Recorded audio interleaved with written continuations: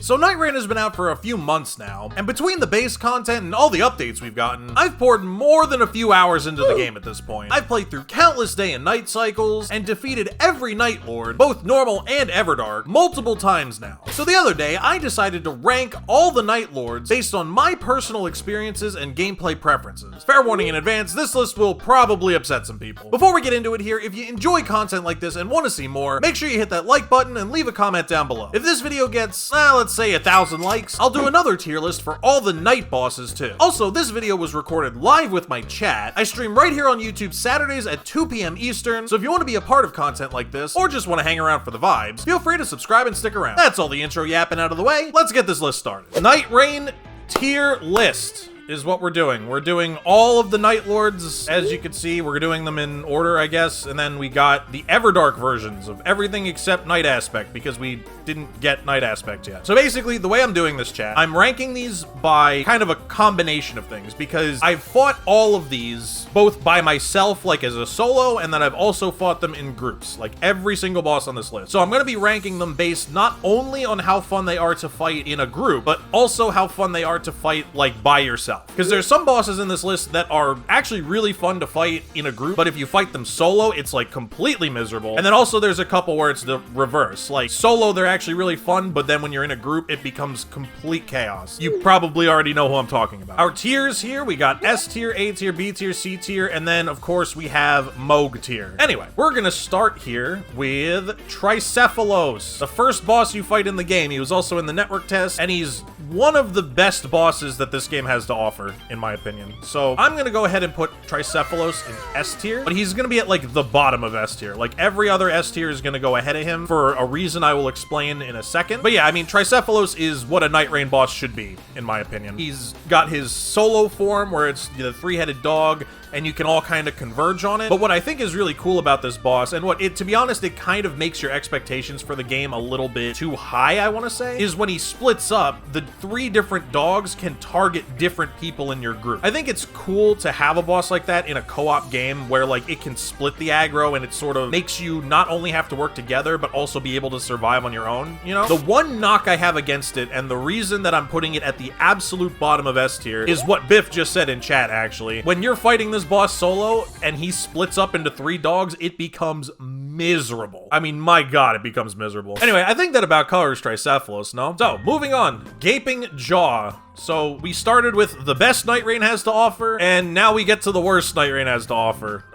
To probably nobody's surprise who has seen my videos, Adele is going in Moog tier. This boss fucking sucks. Oh my god, this boss fucking sucks. I hate it so much. No, not C, Chris. Moog tier. Trash. This boss is awful. His hitboxes are questionable at the best of times. He spends the entire fight running around so you can't hit him. His grab attack makes, like, I still don't understand what the grab attack is. I don't know when to dodge it. I don't know if you're supposed to dodge through it or to the side or around it or something. Also, he can grab multiple teammates at once. I don't know if this is intended or if it's like a network bug, but he's kind of got that same thing, you know, where you can sometimes crit bosses like together. Like you can get two people to crit at the same time when you stagger something. He can do that with his grab attack, and literally it's an instant loss, because out of all of the different Nightfarers, I think like half of them get one shot by the grab attack, even if you're like max level. All grabs can grab multiple people. Yeah, see, there you go. I don't know if that's intended or not, but against Adele, it's literally an instant loss. The one good thing is you do more damage to Gaping Jaw with the anti-dragon effect.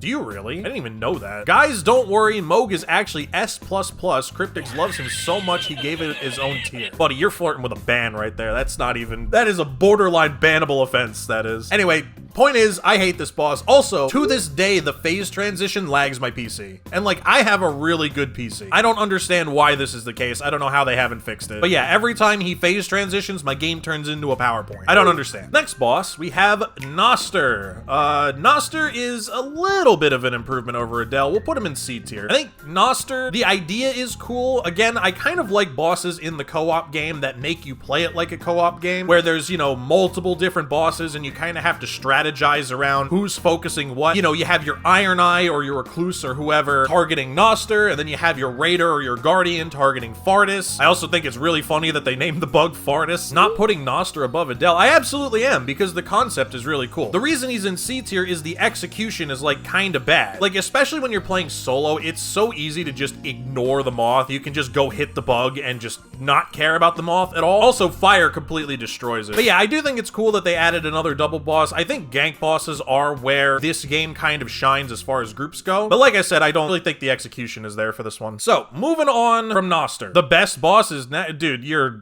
Jesus Christ. No, Augur's going in C tier also. Although he'll go, no, he's going behind Noster actually. Augur is not S tier, dude. I don't even understand what this boss is about, the regular version. Like, he doesn't really do anything. He kind of just swims around. He's really annoying to fight if you don't have an Iron Eye on your team. Boring and easy is actually exactly how I would describe it. No, but seriously, it is really funny that Augur's main element is sleep because the boss fucking puts you to sleep, you know? Augur better than Adele? Yes, because Augur doesn't lag my PC, Biff. That's the one thing I could put in its favor, is Augur does not lag my PC. Thank God for that. Now, I do want to point out this image for a second here. Like, this tier list right now, to be honest, this is the worst part about Nightreign for a new player, is you start off with, like, one of the best bosses in the game, and then the next three, if you do them in order, are, like, three of the worst bosses in the game. Wow, chat really doesn't like my decision about Adele, do they, huh? Well, what can I say about that? I don't know, man. This is how I feel about it. Anyway, moving on, we have Libra, Creature of Night. Libra, obviously, is right at the top of S tier. Libra, there is an argument that base Libra is the best boss in the game. I like his mechanics, the would-be phase transition. I like that you can cancel the phase transition. That's actually really cool. I wish they would do that with more bosses, where, like, they have a phase transition that they're about to power up, but there's something you can do to stop that from happening. I am a huge fan of mechanics like that. My only annoyance with Libra is that eventually it gets to be, like, too much to try to do. The little thingies that pop up, eventually there's so many of them, you have to ult him in order to cancel the phase transition. And it's like, you know, at that point, why even give me an option? Especially considering when you cancel the phase transition, he still kind of does a phase transition. Like, he does the ground pound thing,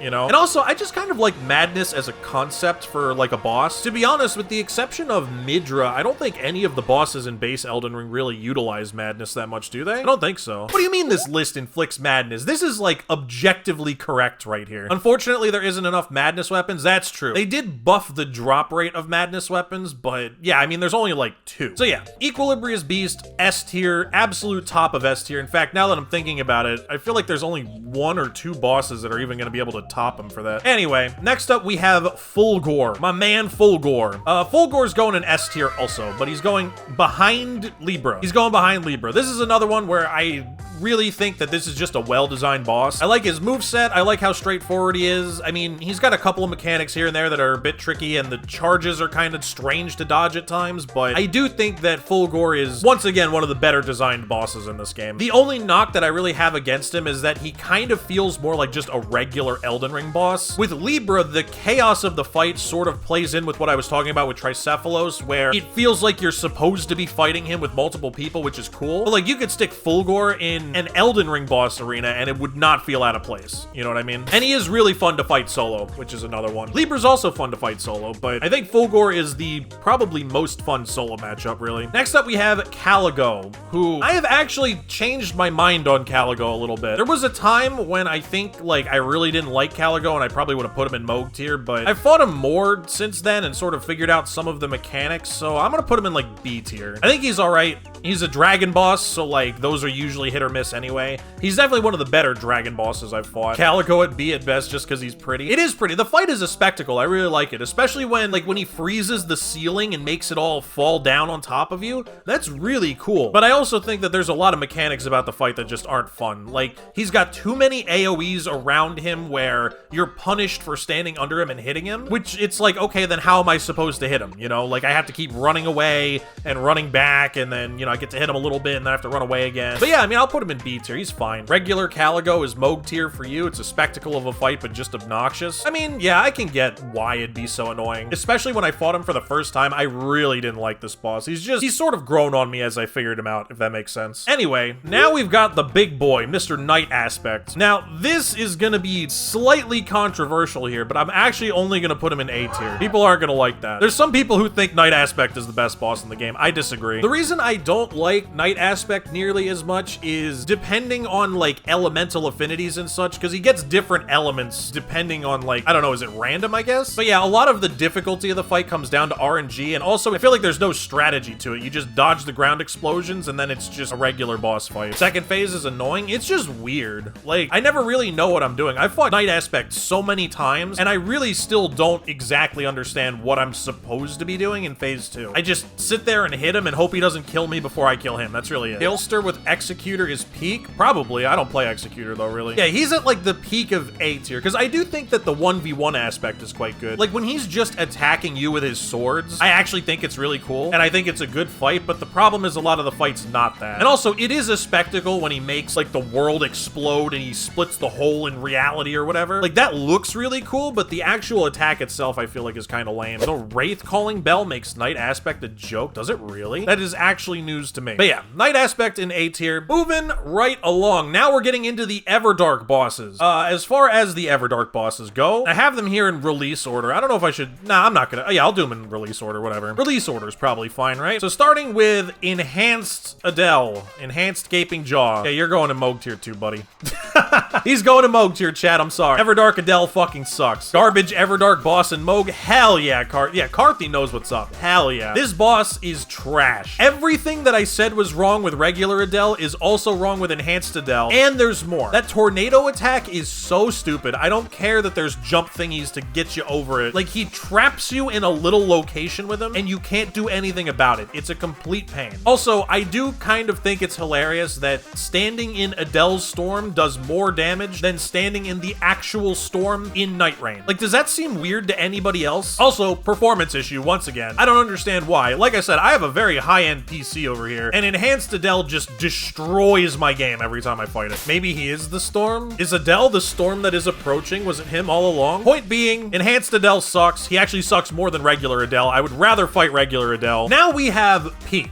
Chat. This right here, you see this image? This is peak. In fact, I would argue this is the best boss in the game. Enhanced Fulgore is a lot of fun. I really like this boss. He takes everything regular Fulgore did and just builds on it. It's like the exact opposite of Adele. I really like when he gets the golden arm back and then his whole attack pattern changes. Dodging his like rush combos or like the wombo combo attacks or whatever. So satisfying. And they're way more dodgeable than you would think. Like if you see them for the first time, they kind of look ridiculous, but they're really not. And then dude, when he jumps up in the air and he's got the bow and he's charging it up, I mean, I guess my one knock against the boss is that the way you dodge that attack is really stupid because you just run underneath him, but it looks fucking cool. You gotta admit he looks fucking cool. So yeah, Enhanced Fulgore, in my opinion, best boss in the game. I know some people are probably gonna argue that with me. I think he's awesome. Next up, we have Enhanced Sentient Pest. Oh boy, this boss. I don't even know what to do with it. It's definitely better than regular Sentient Pest. I'll say that, but I don't know if it's necessarily that great. I think I'll put it in B tier, actually. I'll put it behind Caligo. So my thing with Enhanced Sentient Pest is, again, I really like the idea of the gank boss where all three of them like do different things. Animus reviving the two, and then Noster doing his thing, and Fartus doing his thing. I like the concept, but the execution's kind of weird. I feel like this fight is more annoying than anything else. Enhanced Pest is peak Australia boss? It kind of is, isn't it? I do remember the first time I fought this boss where, you know, it comes out in phase 2 and they're combined, and then Animus comes in and you're like, oh shit, you gotta fight 3 bosses now, which is really cool. But then you actually get into like what the mechanics of the fight are gonna be, and you realize it's just having to kill them over and over again, and it kind of just becomes more tedious than anything else, you know? The design for the butterfly is awesome. Yeah, Animus's design is definitely amazing. I really do think the fight looks cool. I just don't think it's that fun to actually do. Anyway, I think that about covers Noster. Moving on, we have Enhanced Augur. Everdark Augur. I don't like this fight. I gotta be honest. I really don't like this fight. I'm putting him in Moog tier, but I'll put him above. No, I won't put, actually, I can't even justify that. I'm sorry.